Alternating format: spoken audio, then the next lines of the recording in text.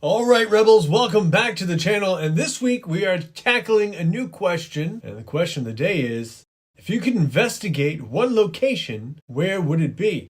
I had three, right? Of course, because I can't just pick one. But I thought about it, and yeah, I would love to go to Egypt and check out the pyramids at some point. That would be fantastic. Because I'm an Elvis man, I'd love to go to Graceland, but you got to be respectful to the king. Although I do know somebody who investigated there. Name rhymes with Raphis. If you know, you know, kids. But for me, I would love to go to the Greek Isle of Patmos in the Aegean Sea, and it's known as the Cave of the Apocalypse. This is where the disciple John wrote the book of Revelation. So the end times prophecies that are in the Bible, New Testament stuff, that's where I'd want to go. And I don't know much about the lore in terms of hauntings there, but I just feel it's such a unique spiritual place where this gentleman received visions of the end times. That's my kind of place. I'd want to check that out for sure. I'd love to get inside there and see what's going on. Also, I really would like to think about the differences between being in a place that historically the society has been focused upon polytheism, right? The different ideas of multiple gods and goddesses, and seeing that contrasted with the place that is so well known for being specifically dedicated to the visions by this one man, this one disciple of Christ. So here we go from a multi-god and goddess kind of world to a one God world. So I just think it'd be kind of a cool place to explore and experience, and even just hang out with the locals and have discussions about religious beliefs and loftier ideas. But yeah, anytime you get a chance to investigate an old cave somewhere in the Aegean Sea, it seems like it'd be a great time. I actually pitched some of these ideas for Ghost Hunters International, but the problem being, as is a lot of times with these places, Network wasn't too excited about having us investigate a place that would have mostly just a rocky background, because visually it's not very exciting. It looks the same from scene to scene, so they wanted something that'd be a little bit more of a pop to it. So we didn't get to go there and do that, but I would have liked to have done that. I think it would have been an interesting place to go check out, but maybe some other time. You know, we still got time in the on the clock as far as I know, and you never really know, but I like to think there's still a lot of time left. So maybe you don't shake it, make it go faster, Dustin. But I would like to think that there's still time on the clock, so maybe we'll check it out. Miss Kris Williams, what about you? Well, like you, I had a hard time picking one place. I do have two places I'd like to go, one inside the US and one overseas. And like you, I also don't know if there's any ghost stories attached to either of these places, but being a history nerd of sorts, I've always had a draw to both of these places, especially since one of them I actually have a somewhat personal connection to. The first place I would love to go, and I've wanted to go here since I was little, is Pompei. It's a city that was located just outside Naples. I believe it was during 79 AD. Mount Vesuvius erupted and it covered this entire city in 13 to 20 feet of ash and pumice. Obviously, a lot of people did not survive, and when they started uncovering this old city years later, they noticed that there were these empty cavities in the ash and pumice, and they started pouring cement into the cavities. Once the cement had dried, they dug up what were these cavities that are now filled by the cement. They found that the cement took the shape of the people that were in these air pockets or cavities that were left by their bodies when they were covered in ash. So now they have a bunch of cement pieces that are kind of like sculptures of these people who passed, and they're men and women and children. Some were found by themselves, others were found huddled together like it was an entire family. I believe one of the cement pieces is that of a dog.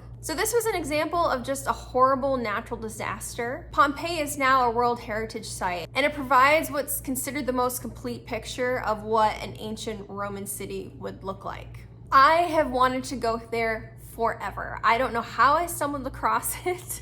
I was a weird kid. I used to love history books. Even in 4th grade, I remember pulling history books from my library shelves. And I remember stumbling across pictures of these cement sculptures of sorts of the people who passed during this eruption, and it just always fascinated me. I would love to go there. I would love to have a look at the place, look at the city, look at the artifacts that were pulled from it, check out these cement pieces. Again, I don't know if there's any ghost stories attached to it, but you would think with such a massive event, maybe there'd be something. Even if I could just walk around, have a look, experience it, and maybe have a recorder on me, ask a few questions, see if anything comes out of it. That is something I would really love to do. I am gonna get there someday. The other location has the personal connection, and it is Andersonville Prison in Andersonville, Georgia, or just outside of Andersonville, Georgia. Andersonville was a POW camp run by Confederates, and this is where they held Union soldiers that they captured in battle. At one point, the prison was so overcrowded, it held 4 times its capacity. So you have all these people packed into this walled off area, and they have one source of water that was a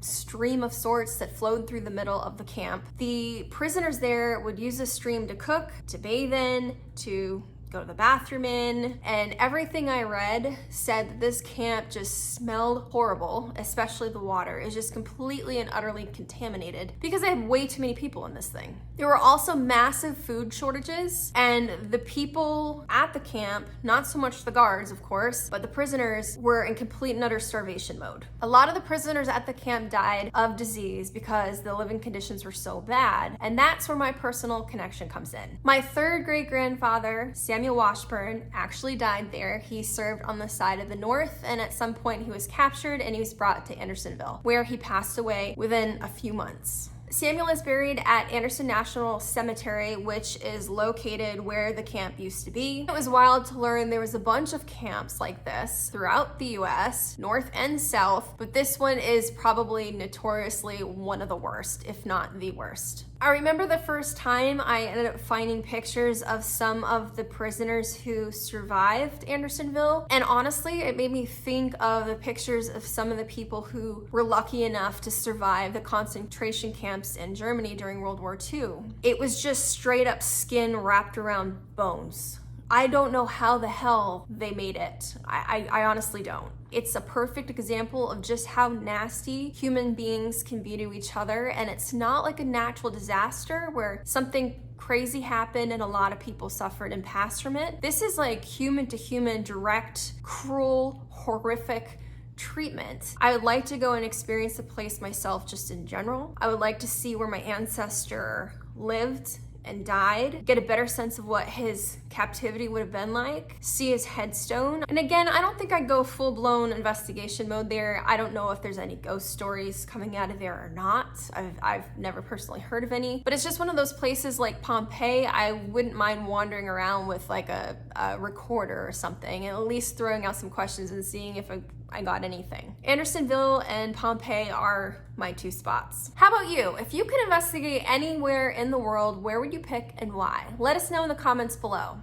And that is all we have for this week. Please like, comment, share, and subscribe. Thank you guys so much for watching. We look forward to seeing you here again next week.